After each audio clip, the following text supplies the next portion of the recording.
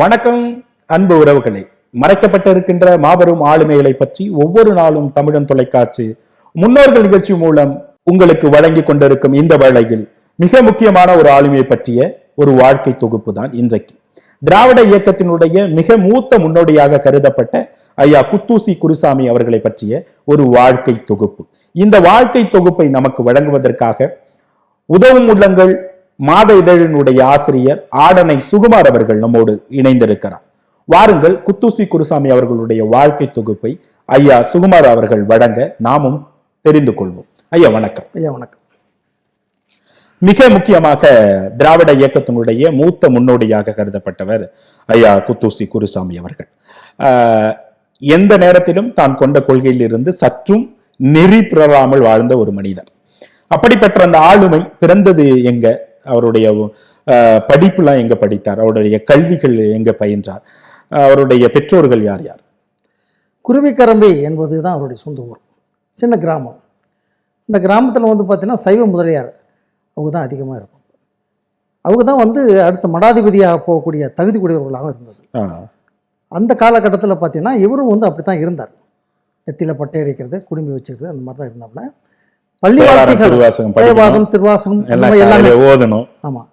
அவருடைய பார்த்தீங்கன்னா அவர் மடாதிபதிக்கு அடுத்த பட்டத்துக்கு போகக்கூடிய வாரிசு உரிமை உடையவர் மனிதர். ஆமா, மடம் சார்ந்து இயங்குறவங்க எல்லோருமே அந்த தேவாரம் திருவாசகம் சிறு வயதிலே படிக்கணும், மடத்துக்கு போதணும், ஓதணும், இந்த விடயங்கள் உண்டு. அதனால கல்வி முடிஞ்சு அடுத்து ஒரு கல்லூரி வாழ்க்கைக்கு போறாரு. போகும்போது திருச்சி கிறிஸ்தவ கல்லூரியில் அங்கே போய் சேரக்கூடிய வாய்ப்பு கிடைக்குது. அது வரைக்குமே இவர் இந்த மாதிரி சுயமரியாதை அந்த மாதிரி மற்ற விஷயங்கள் எல்லாம் ஒரு எதையுமே ஈடுபாடு இல்லாது. ஏன்னா குடும்ப சூழ்நிலை அந்த மாதிரி குடும்ப சூழ்நிலை. அங்கே போகும்போது பார்த்தீங்கன்னா மற்ற மாணவர்களோடு சேர்ந்து படிக்கிற காலத்தில் குடியரசு பத்திரிகையை படிக்கக்கூடிய வாய்ப்பு கிடைக்குது. அப்போ இவருக்கு உறவினர் பொன்னமலனார் அப்படின்னு சொல்லி ஒரு சொந்த ஊரில் இருக்கார். மாமா முறை வேணும். அவரை திரும்ப ஊரில் சந்திக்கும் போது அந்த குடியரசு பத்திரிகையை பற்றி சின்ன விமர்சனம் நடக்குது. இங்கே இவர் பொன்னமலார் என்ன பண்ணாரு, மாணவர்களை இணைத்து வைத்து இந்த செய்திகளை சொல்லிக்கிட்டு இருக்குது.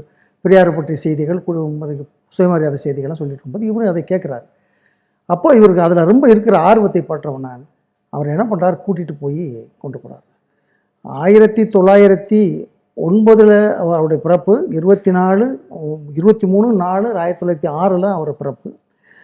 அவருடைய பிறப்பு 23 வயசு வரைக்குமே இருந்த நிலை எப்படி மாறுது அப்படின்னா, இந்த சுயமரியாதை கருத்துக்களை பொன்னமலார் சொல்ல விதம் அவரே அதுக்கு கொண்டு போகுது. அவர் குடும்பத்தை சேர்ந்த அவர் சாமிநாதன் அப்படிங்கிற ஒரு தந்தையார் பெயர், குப்பம்மாங்கிறது அவருடைய தாயார் பெயர். அவங்களாம் முழுக்க சைவ குடும்பத்தை சேர்ந்தவங்களும் ரொம்ப விடாப்படியாக இருக்காப்புல. குடும்ப சகோதரிகள் 2 பேருமே தாய் தந்தையர் இறந்த பின்னாடி கூட 2 சகோதரிகளையும் இவர் தான் அவர் வளர்க்குறாரு. சகோதரி மேல் அவ்வளோ பாசங்கள் வச்சிருக்காரு. இப்போ பொன்னமலார் அழைச்சிட்டு போய் பெரியாரை நேர் எதிரானவர்கள் இவரோட கொள்கைக்கும் அவங்களோட கொள்கை அது வரைக்கும் அவருக்கு உடன்பாடான கருத்தா தானே இருக்காரு. சகோதரியையும் தாய் தந்தர் இறந்தபடி சகோதரியோட வளர்ப்புக்கு இவர் தான் முழு பொறுப்பு எடுத்துக்கிறாரு. அத்தை தான் இவருக்கு எல்லாமே கல்வி உத்தகை எல்லாமே கொடுத்து உதவி செஞ்சுட்டு இருக்காப்புல, உணவுலாம் கொடுத்துட்டு இருக்காப்புல. பொன்னமலார் என்ன பண்ணுறாரு, இவரோட இருந்த ஆர்வத்தன்மை அழைச்சிட்டு நல்ல ஈரோடு கூட்டு போய் பெரியாரை சந்திக்கக்கூடிய வாய்ப்பை ஏற்படுத்தி கொடுக்குறாரு. அந்த காலகட்டத்தில் பெரியாருங்கிற ஒரு பெரிய மனிதர் கிடையாது. சுயமரியாதை கருத்துக்களை சொல்லக்கூடிய ஒரு மனிதர். மக்கள்கிட்ட அவ்வளோதான் கொண்டு போய் சேரல. குடியரசு பத்திரிகை அந்த பத்திரிகைக்கான உறுப்பினர்லாம் பார்த்தீங்கன்னா ரொம்ப குறைவு. அதனால் அவரோட செய்திகள் அதிகமாக போய் சேராத காலகட்டங்கள். அவருக்கு அவரை பற்றி யாருமே தெரிந்து கொள்ளாத ஒரு சூழ்நிலை தான் இவர் சந்திக்க போகிறார். அப்போ பொன்னமலாருங்கிற ஒரு பெரிய மனிதர் ஒரு மனிதனை கொண்டாந்து ஒரு இளைஞரை கொண்டாந்து அறிமுகப்படுத்தார். 23 வயது ஒரு இளைஞரை கொண்டாந்து அறிமுகப்படுத்துகிறாரு. அப்படிங்கும்போது சில கேள்விகளை பெரியார் கேட்கும்போது அந்த கேள்விக்கான பதிலும் பெரியாரோட இவர் கேட்ட கேள்விகளும் பெரியாருக்கு ரொம்ப பிடிச்சி போகுது. ஒரு கேள்வியை பெரியார் கேட்குறாரு, ஆனால் அதே திரும்பவும் மாற்று கேள்வியை பெரியார்த்தை இவர் கேட்கும் பொழுது சுயமரியாதை கருத்தில் குறித்து கேட்கும்போது அவர்கிட்ட உள்ள அந்த பிடிப்புத்தன்மை ஆழத்தன்மை அவருக்கு ரொம்ப பிடிச்சி போகுது.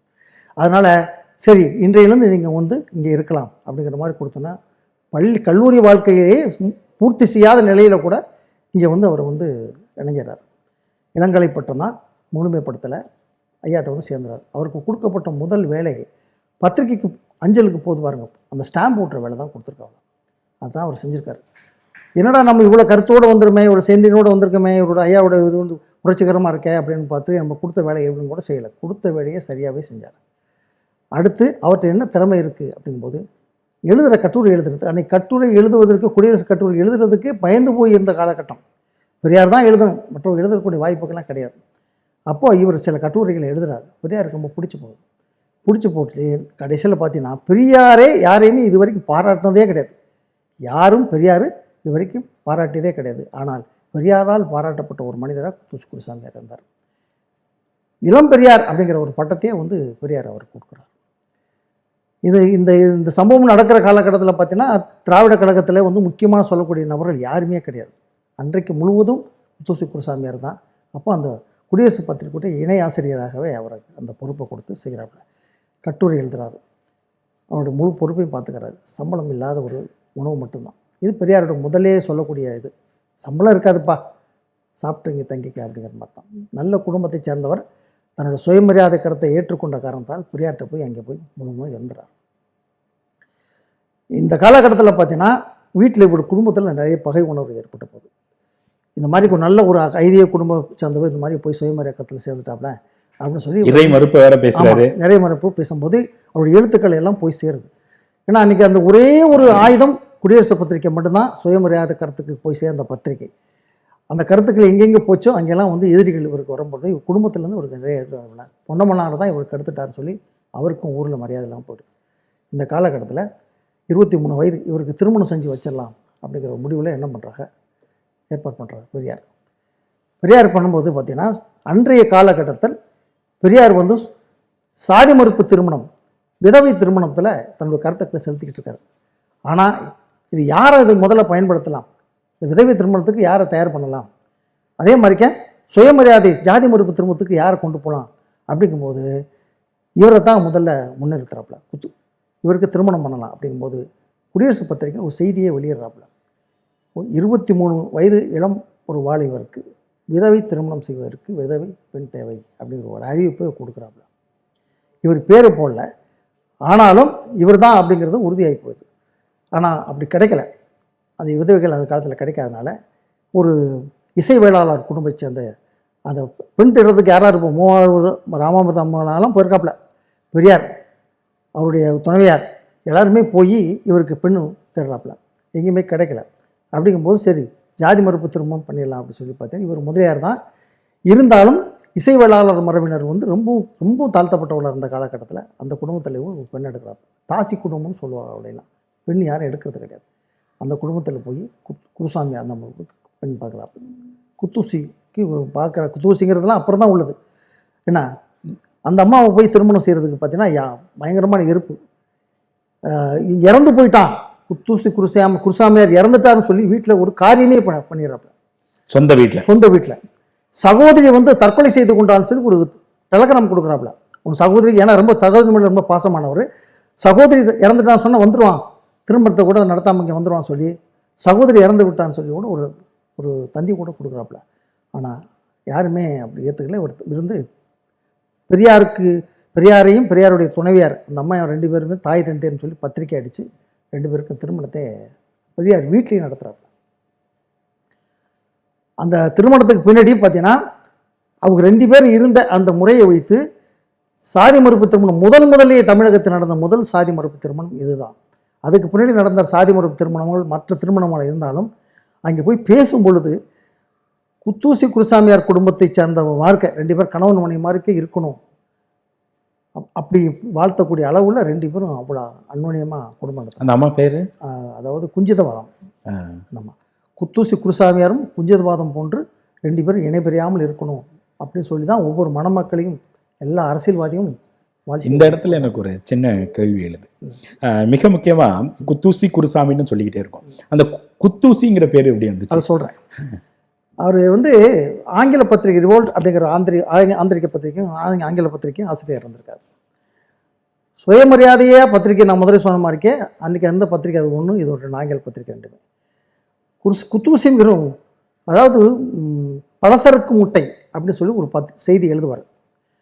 அதில் குத்தூசி குருசாமி புனைப்பேரில் அவர் குருசாமி குத்தூசி அப்படிங்கிற பேரில் மட்டும் குருசாமின்னு சொல்ல மாட்டேன், குத்தூசிங்கிற பேரில் தான் அவர் செய்திகள் எழுதினார். அதனால் அந்த குத்தூசி அப்படிங்கிற செய்தி வந்தவொன்னே முதல்ல பத்திரிக்கை திறந்தவொன்னே எதை படிப்பா அப்படின்னா குத்தூசியார் என்ன எழுதியிருக்காரு அப்படின்னு தான் படிப்பாப்புல. அதில் பார்த்தீங்கன்னா இல்லை நகைச்சுவையாக ஒரு மனிதரை சொல்கிறாரு. இப்போ நேரை பற்றி நேரடியாக சாடுறாரு, வந்து ராஜாஜியை பற்றி எழுதுறாரு அப்படின்னா நகைச்சுவையான செய்திகள் அதில் இருக்கும். அப்படி ஏதாச்சும் நீங்க படுத்து உங்களுக்கு இருக்கா? நிறைய அந்த மாதிரி செய்தி ஞாபகம் இருக்கா? இருக்கு. நான் சமயத்தில் படித்த செய்தி தான். அவர் படித்து ராஜாஜியை பற்றி எழுதும்போது கூட அதாவது பார்த்தீங்கன்னா ராஜாஜின்னு எழுதுறோம்ல, ஜி போடுறோம்ல, அதுக்கு கூட பார்த்தீங்கன்னா அவர் அதை சொல்லும்போது ரொம்ப நகைச்சுவையாக தான் அதை சொல்லியிருக்காரு. அதாவது எப்படின்னா ஒரு ஒரு ஒரு ஒரு மிருகத்தை ஒப்பிடும்போது அந்த மிருகத்தை சொல்கிறது விதமாக ராஜாஜி சொல்லும்போது கூட அவருக்கு ரொம்ப கோவப்படும் போது, எல்லாரையும் சொல்கிறிய ராஜாஜி ராசாசின்னு போடுற, ஏன் நீ ஜெயலலிதான்னு போடுற, இது மாதிரி எல்லாரையும் போடும்போது ஏன் எனக்கு மட்டும் ராசாசின்னு போடுற அப்படின்னு சொல்லி அவரே கூட கேட்குறாரு. அது சம்மந்தமாக பெரியார்ட்டையும் பேசுகிறாரு. ஏன் எல்லாருக்கும் போடும்போது ராஜாஜி ஜி போடாமல் சி மட்டும் போடுறீல, என்ன நியாயம்? எம்ஜிஆர்னு போடும்போது எம்ஜிஆர் ஜின்னு போடுறிய, ஜெயலலிதா போடும்போது ஜே போடுறிய, ஏன் என்னை மட்டும் ஏன் அப்படி பண்ணுறிய அப்படின்னா நீங்கள் தெரிஞ்சு கொள்ள வேண்டும் அப்படிங்கிறதுக்காக தான் செய்கிறாருன்னு சொல்லி பெரியாரே வந்து சொல்லியிருக்காரு. கொஞ்சம் அவரை பற்றி குறைவாக எழுது, ராஜாஜியை பற்றி எழுதும்போது கொஞ்சம், ஏன்னா 2 பேரும் நண்பர்கள் இருந்தாலும் இவர் தான் காரசாரமாக எழுதுறது. பெரியாரை விடவும் அதிகமாக ராஜாஜியை ரொம்பவும் கிரிட்டிசைஸ் பண்ணி எழுதுறது அந்த பார்ப்பனிய எதிர்ப்புங்கிற அடைவலை. கண்டிப்பாக அதில் மாற்றமே கிடையாது. பெரியார் கூட சில நேரங்களில் காம்ப்ரமைஸ் பண்ணிக்கிட்டதாக செய்திகள்லாம் நான் படிச்சிருக்கேன். ஆனால் குத்துசு குருசாமியாருங்கிற மனிதர் எந்த வழியிலுமே அவங்ககிட்ட வந்து காம்ப்ரமைஸ் பண்ணிக்கிறவே இல்லை, எந்த உடன்படிக்கையும் வச்சுக்கிறவே இல்லை. அதுக்கு பல உதாரணங்களை சொல்ல முடியும். என்ன காரணம்னா அரசியல் மட்டுமாக இல்லாமல் சமூக சிந்தனையோடு அவர் நடந்து கொண்ட விதங்கள் அன்றைக்கு இருந்த காலகட்டங்களில் ஜாதி மறுப்பாளராகவும் கோவில் உள்ள நுழைய விடக்கூடாதுங்கிற அந்த ஒரு பெரிய தாக்கத்தை ஏற்படுத்திய காலத்தினால பிராமண சமுதாயத்திற்கு முதல் எதிரியாகவே குருசாமியார் இருந்திருக்கார். குத்துசாமியாங்கிறது பார்த்தா அதுக்கு முன்னாடி பத்திரிகை நடத்தினார்.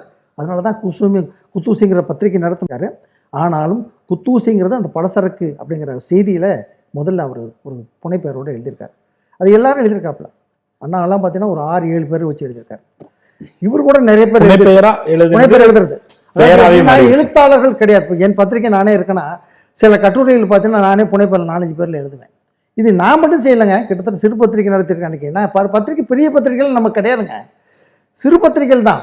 அண்ணாதுரை நடத்திய பத்திரிகை, கலைஞர் நடத்திய பத்திரிகைகள், ஒவ்வொரு கட்சி தலைவர்கள் நடத்திய அந்த அரசியல் தலைவர்கள் நடத்திய சிறு சிறு பத்திரிகைகள் பார்த்தீங்கன்னா ஒரே பத்திரிகை தான் இருக்கும். அந்த பத்திரிகை பேர்கள் மாறி மாறி இருக்கும். ஆனால் ஒரே தான் எழுதியிருப்பார். ஆசிரியரும் அவர் தான், எழுத்தாளரும் அவர் தான். அப்படி வந்து அன்றைக்கி அந்த சுயமரியாதை பத்திரிகையில் எழுத்தாளர்கள் இல்லாத காரணத்தால் எழுதக்கூடியது. ஏன்னா இவருக்கு போன பின்னாடி தான் 11 ஆண்டுகள் கழித்து தான் அண்ணாவே வந்து அந்த சுயமரியாதை இயக்கத்தில் போய் இணைகிறார். அதுக்கு பின்னாடி வந்தவர் தான். இல்லை என்னென்னா நமக்கு வந்து குருசாமியாருடைய வாழ்க்கையில் இன்னும் தெரிந்து கொள்ள வேண்டிய விஷயங்கள் நிறைய. எப்படி சொல்கிறேன்னா அந்த இடத்துக்கு போன பின்னாடி சுயமரியாதை கருத்துக்களை முழுவதுமாக பட்டி தொட்டிகளுக்கும் ஒவ்வொரு, ஏன்னா அன்றைக்கி படிப்பாளரே கிடையாது. புத்தகத்தை எடுத்து செய்தித்தாளை ஒரு ஆள் படித்தா 10 பேர் உட்காந்து கேட்கக்கூடிய காலகட்டத்தில் ஒரு செய்திகளை கொண்டு கொடுத்த உடனே செய்தி வந்துச்சு அப்படின்னா கவரை பிரிச்சுட்டு இவருடைய செய்தியில் முதல்ல படிக்கும்போது அந்த பலசரக்குகளை பார்த்து அன்றைக்கி அந்த நகைச்சுவையத்தை தெரிஞ்சுக்கிட்டு இருக்காங்க. அதில் அண்ணாவுக்கு இவருக்கு வந்து ரொம்ப பெரியாருக்கு பிடிச்சி போன சமாச்சாரம். அதனால் வந்து தன்னுடைய சுயமரியாதை இயக்கம் வளர்ந்ததுக்கு காரணமே குருசாமியார் அப்படிங்கிறத வந்து தெளிவாகவும் சொல்லியிருக்காரு. பாரதிதாசன் இவரை பற்றி பெருமையாகவே சொல்லியிருக்காரு. எவ்வளவு தன்னுடைய கொள்கையிலேருந்து மாறாமல் இருந்த காரணத்தால் இந்த சுயமரியாதை இயக்கம் உன்னால தான் வளர்ந்துச்சு சொல்லி பாரதிதாசனே வந்து குருசாமியாரை பாராட்டியிருக்காரு. இது ரொம்ப முக்கியமான விஷயம். ஏன்னா அதனால் வந்து பெரியார் மட்டும் இல்லை, பாரதிதாசனும் சரி, இன்னும் சொல்லப்போனால் அண்ணா போன்றவரும் சரி, நம்ம பட்டுக்கோட்டை அழகிரியும் சரி, ஜீவா போன்றவர் அப்படியெல்லாம் பார்த்தீங்கன்னா இவரால் தான் அவங்கெல்லாம் வந்து சுயமரியாதை கொள்கையில் ரொம்ப ஈடுபாடாக இருக்கிறதுக்கு ரொம்ப குவான்மானுச்சு. அன்றைக்கி வீட்டிலேருந்து திறத்திடுவாங்க. சுயமரியாதை கருத்து பேசுனீங்கன்னா வீட்டிலே சேர்க்க சாப்பாடு கிடைக்காது. ஜீவா வந்து பார்த்தீங்கன்னா இவருடைய வீட்டிலே தான் முழுமையாக இருந்திருக்காரு. இவர் தான் உணவு. ஜீவா போன்றவருக்கு, அழகிரி போன்றவருக்கு, அண்ணா போன்றவருக்கெல்லாம் இவர் மைத்துனர் மாதிரி அத்தான் தான் கூப்பிட்ருக்காப்புல. சகோதரி அத்தான் அப்படி தான் இருந்து வீட்டில் உறவு முறை. பொடி வாங்குறதுக்கு கூட அந்த அம்மாட்ட வந்து காசு வாங்கிட்டு போனதான வரலாறு புத்தகங்கள் நான் படிக்கும்போது ரொம்ப நெகிழ்ச்சியாக இருக்குது அண்ணாவுக்கு. ஏன்னா அவர் வந்து கல்வியாளர். அவர் வந்து ஒரு ரூமில் தங்கியிருக்காரு, அறையில் தங்கியிருக்கார். இன்னும் சொல்லப்போனால் அண்ணா வந்து அன்பழகனார் அறையில் தான் முழுமையாக இருந்தது. அன்பழகனார் வந்து அவர் அறையில் இருந்தார். அவர் இருக்கும்போது உணவுக்கு ரொம்ப கஷ்டம். அப்போ முழுவதும் பார்த்து குருசாமியாரை விட்டு தான் அவர் உணவு கொடுத்துருக்காரு. அத்தான்னு தான் எல்லாருமே முறை பண்ணி எடுத்துருக்காரு. இப்போட மைத்துனர் மைச்சான்னு சொல்லிக்கிறோம்ல, அன்றைக்கி அத்தான் குருசாமியார் அவர்களே எல்லாருமே அண்ணா முதற்கண்டு ஜீவா போன்றவர்கள், அழகிரி போன்றவர்கள் எல்லாருமே அத்தான் தான் கூப்பிட்டு. மிகப்பெரிய ஒரு வரலாற்று நிகழ்வு. இந்திய அரசியலில் தமிழக அரசியல் மிக முக்கிய ஆளுமையாக செயல்பட்டவர்களோடு ஐயா குத்தூசி குருசாமி அவர்களுடைய பங்கு எப்படி இருந்திருக்கிறது என்பதை, வாழ்க்கை வரலாற்றை ஐயா ஆடனை சுகுமார் அவர்கள் விளக்கி கொண்டிருக்கிறார். ஒரு சிறிய இடைவேளைக்கு பின்பு நிகழ்ச்சி தொடரும். மிக முக்கியமாக குத்தூசி குருசாமி அவர்களுடைய சமூக பணிகள், சுய மரியாதை திருமணம், இறை மறுப்பு, தான் தோன்றிய குடும்பம் என்பது மிகப்பெரிய இறையை போற்றக்கூடிய ஒரு குடும்பத்துல பிறந்து இறை மறுப்பாளர், சுயமரியாதை திருமணம், இன்னும் சொல்ல போனா சாதி மறுப்பு திருமணம், இப்படி பல கடந்து அவருடைய ஏற்றுக்கொண்ட கொள்கையில அவராகவே வாழ்ந்த ஒரு கொள்கை குன்றுன்னு கூட சொல்லலாம். அப்படிப்பட்ட குத்தூசி குருசாமி அவர்களுடைய சமூகத்துக்காக அவர் செய்தது என்ன? அன்றைய காலகட்டத்தில் சமூக புரட்சி என்பதே ஜாதி மறுப்பு தான். ஜாதி மறுப்பு மையப்படுத்தி தான் நம்ம கொண்டு போகிறோம். ஏன்னா அன்றைய எல்லாருக்குமே பெரிய தாக்கத்தை ஏற்படுத்திய ஒரே ஒரு விஷயம் அதுதான் இருந்தது. அடுத்த அரசியல் பின்னணி, இதுக்கெல்லாம் காரணம் யார்? அவருடைய அரசியல் பின்னணி. அதுலேருந்து நமக்கு விடுதலை கிடைக்கணும்னா ஒன்று இதையும் தாடணும், அரசியலையும் நம்ம சாடணும். அப்படி பார்க்கும்போது தமிழகத்தை பொறுத்தவரை மட்டுமே நமக்கு ராஜாஜி தான் இன்றைக்கி அதை முன்னிறுத்தி கொண்டு போனவர். அரசியலில் இன்றைக்கி காங்கிரஸ் கட்சியுடைய முக்கியமான பொறுப்பாளராக இருந்தவரும், முக்கிய பொறுப்புகளை, அதாவது கட்சியும் சரி அரசு பதவியிலும் சரி பொறுப்பில் இருந்தவர் அவர் தான். ஆனால் அன்றைக்கி நம்ம முதல் எதிரியாக நம்ம கருதியவர் அவர் தான். காங்கிரஸ் கட்சியில் சத்தியமூர்த்திங்கிற ஒரு குழுவாக இருந்தாப்புல, ராஜாஜி ஒரு குழுவாக இருந்தாப்புல. ஆனால் இவங்க ரெண்டு பேருமே, அவங்க ரெண்டு பேரும் சண்டை போட்டாலும் ஒரு விஷயத்தில் ரெண்டு பேருமே சரியாக இருந்தாப்புல.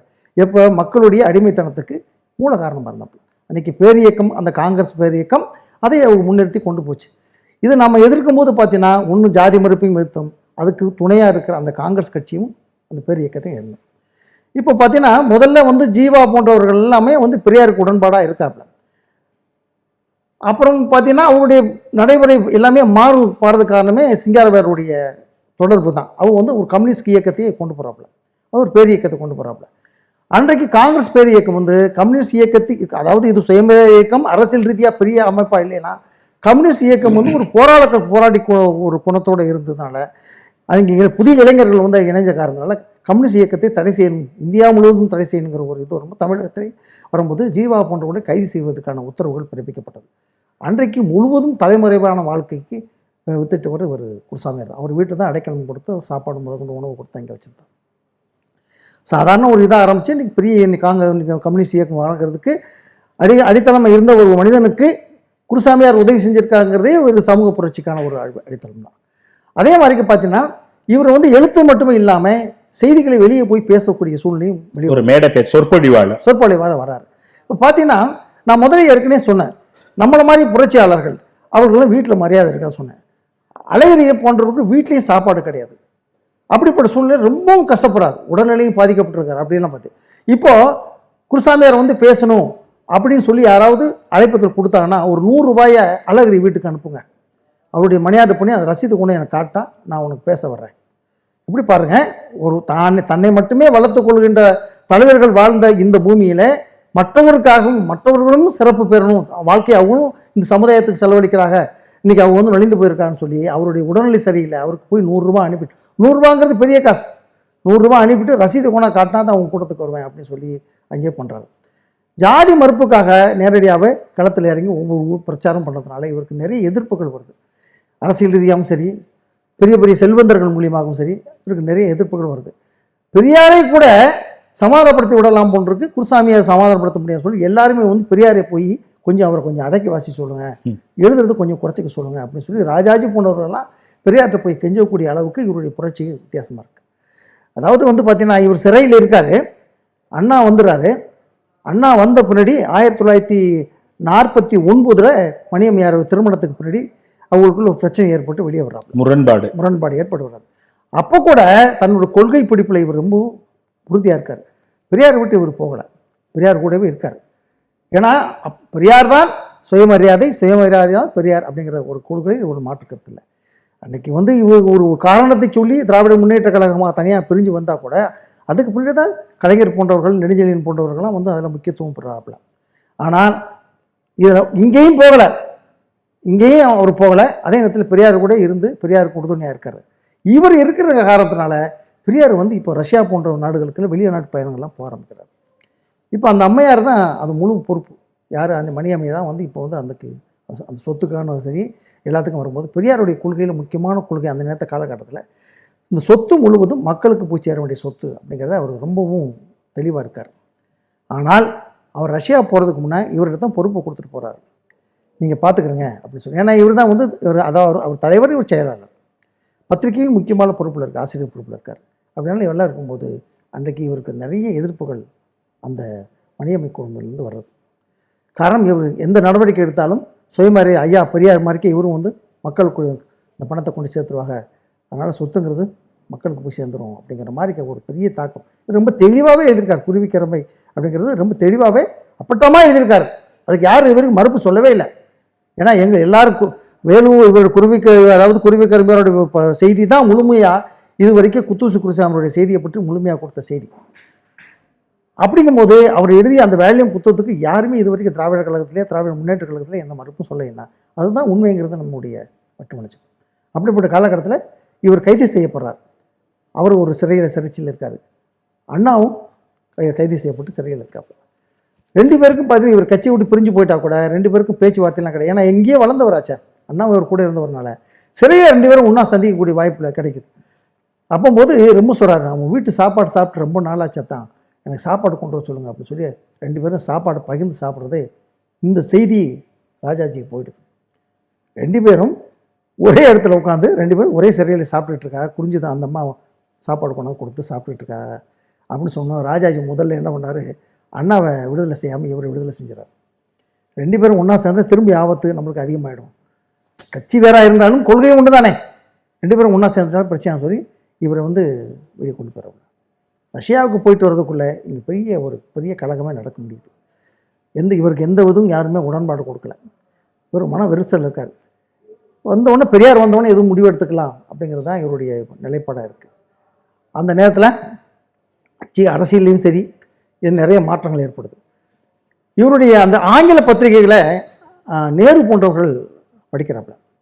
இவருடைய ரோல் அப்படிங்கிற பத்திரிகைகள், ரோல்டுங்கிற பத்திரிகை எழுதுகிற அந்த செய்திகளை எழுதுனார். அவர் நேருவை கூட விட்டு வைக்கல. அரசியலில் வந்து நேருவை கூட விட்டு வைக்கல. ராஜாஜி இங்கே எதிரி, நேருடைய கொள்கையை கூட இவர் வந்து அப்பட்டமாக எழுதுகிறார். அப்போ வந்து அன்றைய சூழ்நிலையில் ராஜாஜி, நான் முதல்ல ஏற்கனவே சொல்லியிருக்கேன், 2 கோஷ்டி, காங்கிரஸில் 2 கோஷ்டி, ராஜாஜி கோஷ்டி ஒன்று, சத்தியமூர்த்தி அவருடைய கோஷ்டி. சத்தியமூர்த்தி சேர்ந்தவர் தான் காமராஜர், அவருக்கு சிஷியராக இருந்தவர். அதனால் முதலமைச்சர் பதவி இப்போ யார் அப்படிங்கிற, ராஜாஜிக்கு அடுத்து யார் வரணும் அப்படிங்கிற வரும்போது காமராஜரை அந்த பதவிக்கு கொண்டு வரங்கிற ஒரு நோக்கத்தில் அவர் ரொம்பவும் தூண்டுகோலாக இருந்து அவருக்கு வேண்டிய உதவிகளை முழுமையாக செஞ்சவர் குருசாமியார். இது அவரே காமராஜரே இவர் குருசாமியார் இறந்த பின்னாடி ரொம்ப மன வருத்தப்பட்டு, நான் இந்த நிலைக்கு உயர்ந்ததுக்கு காரணம், நான் இன்று முதலமைச்சராக ஆனதற்கு காரணமே குருசாமியார் அப்படிங்கிறத ரொம்ப தெளிவாகவே தன்னுடைய இறப்பு செய்தியில் வெளியிடுறார். இப்போ பெரியார் வந்துடுறாரு. பெரியார் வந்த பின்னாடி இந்த விஷயங்கள் அவங்க பேசும்போது அவர், நான் விளைகிறேன், அமைப்புலேருந்து தான் வெளியே போய்க்கிறேன் அப்படிங்கும்போது பெரியார் ஒத்துக்கிற மாட்டேங்கிறார். எனக்கு எல்லாமே நீ தான், எனக்கு அடுத்த வாரிசை நீ தான் அப்படின்னு சொல்கிறார். இதுக்கு இடையில் ஒரு பிரச்சனை.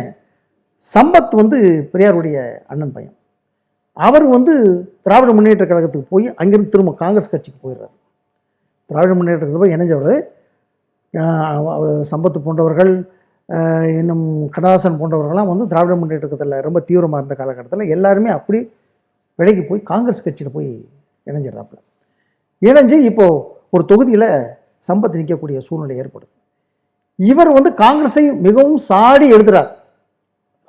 அதாவது காங்கிரஸ் கட்சியுடைய கொள்கைகளையும் சரி, அவருடைய முரண்பாடுகளையும் சரி, சாதியத்துக்கு எவ்வளோ எதிராக இருக்குது, எப்படி பார்ப்பனியத்துக்கு எப்படி ஆதரவாக இருக்குது அப்படிங்கிற செய்திகளை நம்ம பட்டவட்டமாக எழுதிக்கிட்டு இருக்காரு.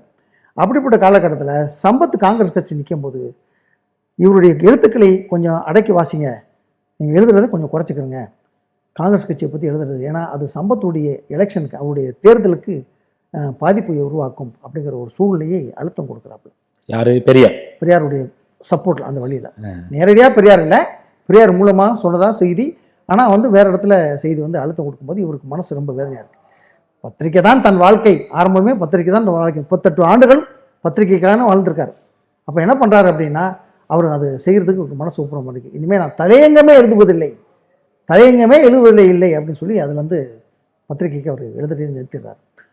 அதாவது அந்த சொத்து விஷயங்களில் ஏற்பட்ட ஒரு பாதிப்பு, 2வது இவருக்கு இந்த எழுதுவதற்கும் ஏற்பட்ட ஒரு தடை, அது அவருக்கு மனசுக்குள்ள பெரிய தாக்கத்தை உருவாக்குது. ஏன்னா நல்லா புரிஞ்சுக்கங்களேன், நான் தான் வாழ்க்கையை நான் நினச்சிக்கிட்டு இருக்கேன், என்ன வாழ்க்கை நான் தான் வாழ்க்கை, நான் என்னோடய வாழ்க்கை தான் எல்லாத்துக்கும் அர்ப்பணிப்பு அப்படின்னு நினச்சிட்டு இருக்கும்போது எனக்கு எல்லா வழியிலும் தாக்கம் ஏற்படும் போது அவருக்கு என்ன பாதிப்பு உருவாக்கியிருக்கோம் அப்படிங்கிறத நம்ம அந்த காலகட்டத்தை சிந்திக்கும் போது ரொம்ப மன வருத்தமாக தான் இருக்குது.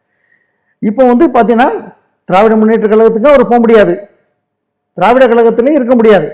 அப்படிங்கும்போது ஒரு சின்ன அமைப்பை பொன்னமலாளர் வச்சு அமைப்பை தொடங்கிட்டு வெளியே வந்துடுறார். கட்சியாக இல்லை, கட்சியாக வச்சில்ல, சுயமரியாதை கருத்துக்களை தீவிரமாக மக்கள்கிட்ட கொண்டு சேர்க்கக்கூடிய ஒரு அமைப்பாக மட்டும். அந்த அமைப்பின் பெயர், அந்த அமைப்போடு சரியாக எனக்கு நினைவில்லை, ஒரு பேரை தொடங்கிட்டு அதை இப்போ தான் ஒரு குத்தூசி அப்படிங்கிற பத்திரிகையை தொடங்குகிறார். அதில் வந்து ஒரு அதை வந்து ஒரு புனைப்பெறாக எழுதிய அந்த பெயரை வந்து ஒரு பத்திரிகைக்கே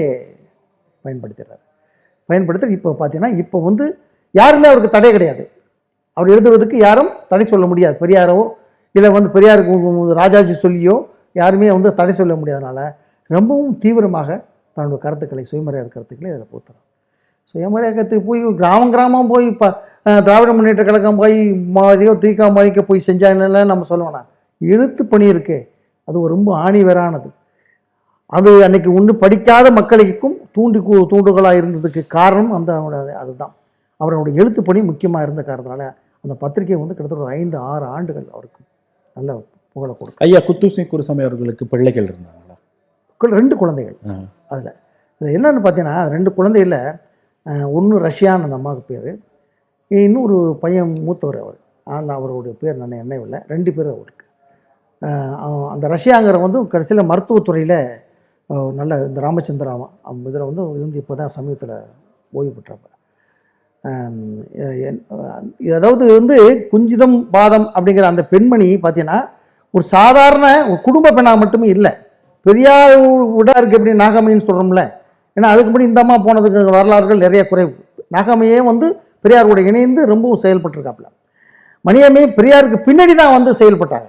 பெரியார் இருக்கிற காலத்தில் மணியம்மை வந்து களத்துக்கு வரல. ஆனால் குருசாமியார் இருக்கிற காலத்தில் முழுமதியாக பெண்களை திரட்டி போராட்ட காலத்தில் இருந்தது குஞ்சித பாதம். அதுக்காண்டி அவங்க அரசு பணியில் இருந்தது கூட அன்றைக்கி வந்து வேலையை விட்டு டிஸ்மிஸ் பண்ணிட்டாங்க. கடைசி வரைக்கும் அந்த அம்மா வேலை கிடைக்கல.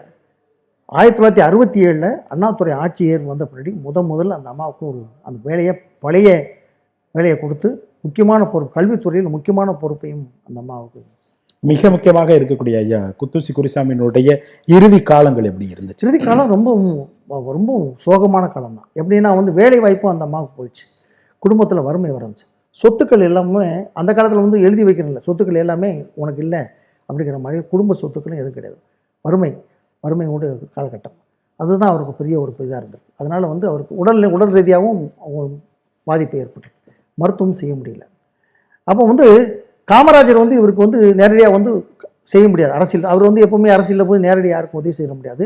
மருத்துவ ரீதியாக அவங்க ஜிஹெச்சில் வச்சு உங்கள் பொது மருத்துவமனையில் அவருக்கு உதவி செய்யலாம் அப்படிங்கிற மாதிரி தான் செஞ்சுருக்காப்புல.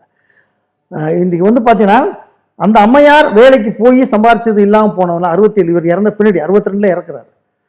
அதாவது சுதந்திரத்துக்கு 65 இறந்துறாப்புல. இறந்துறாரு. 67 தான் சுதந்திரம் கிடைக்குது, ஆட்சிக்கு வராப்புல. அதுக்கு 2 ஆண்டுகள் கழிச்சு தான் அந்த அம்மாவுக்கு வேலை வாய்ப்பு மிகவும் பழைய அந்த இதெல்லாம் போட்டு கொடுக்குறாப்புல. ஜிடி நாயுடு வந்து குத்துசூர் குருசாமி மேலே ரொம்ப பாசமானவர். அதாவது எப்படின்னா பெரியார் மேலே எந்த அளவுக்கு பற்று இருந்தோ அதை விட கூடுதலான பற்று ஜிடி நாயுடு அவர்களுக்கு ஒரு மாதிரி இருந்தது. அதனால் என்ன பண்ணியிருக்காரு பாருங்கள், தன்னுடைய மகளை வந்து இவருடைய பையனுக்கு திருமணம் செஞ்சு கொடுத்துருக்காரு. சாதி மறுப்பு திருமணமாக. அது ரொம்ப பேருக்கு தெரியாது. ஜிடி நாயுடைய மகள் வந்து இவருக்கு திருமணம் செஞ்சு கொடுத்த செய்தி எங்கேயுமே பதிவு. யாருக்கு? குத்துசாமி உடைய பையனுக்கு.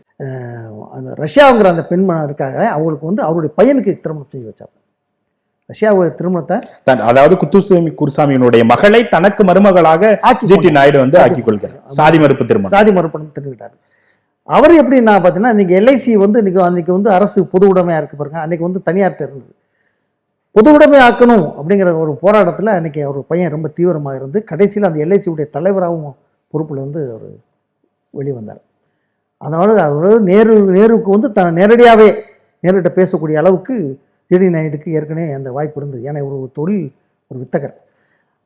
இவருடைய பையன் இந்த மாதிரி எல்ஐசியை வந்து ஒரு பொது உடைமை ஆக்கினா நாட்டுடைமை ஆக்க முடியும், அது மக்களுக்கு இன்னும் நிறைய வாய்ப்புகளை கிடைக்கும், வேலை வாய்ப்புகளை பெருக்க முடியும் அப்படிங்கிற செய்தியை வந்து நேருக்கு இவர் தகவல் கொடுத்ததுனாலையும் இவரையே தலைவராக்கி அந்த பொறுப்பை கொடுத்தாப்புல.